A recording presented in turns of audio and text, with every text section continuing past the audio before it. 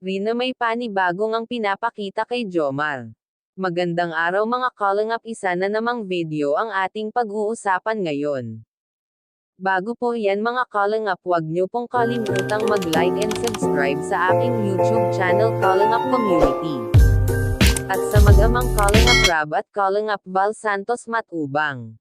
Sa video ngang ito mga kalingap ay makikita nga natin na nagbonding ang magkuyang sina Jomar at Rina.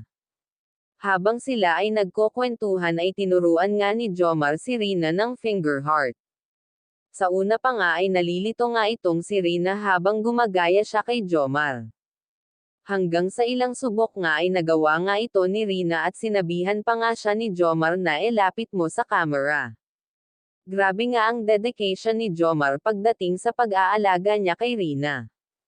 Maaasahan nga itong si Jomar, labis talaga ang saya ni Rina nang nagawa niya ito. Hinampas pa nga niya ang Kuya Jomar niya. Ang saya talagang pagmasdan ang dalawang to. Kita naman na grabe talaga ang pagmamahal ni Jomar sa ating bunso. Kahit pa man madaming nagsasabi na paiwanan na nga itong si Rina dahil isip bata nga daw ito. Ay wala ngang paki itong si Jomar basta nandyan siya handang tumulong kay Rina. Iba talaga ang bonding ng magkuyang ito. Makita mo talagang masaya si Rina habang kasama niya ang kanyang Kuya Jomar.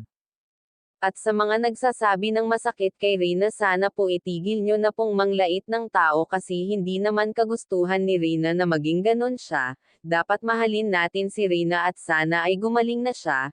Just spread love to others. Swerte nga itong si Rina kung tutuusin. Kasi maraming nagmamahal sa kanya. Sana nga po ay magmahalan tayo at wag nang maglait ng kapwa. Hanggang dito na lang mga kalingap. See you on my next video.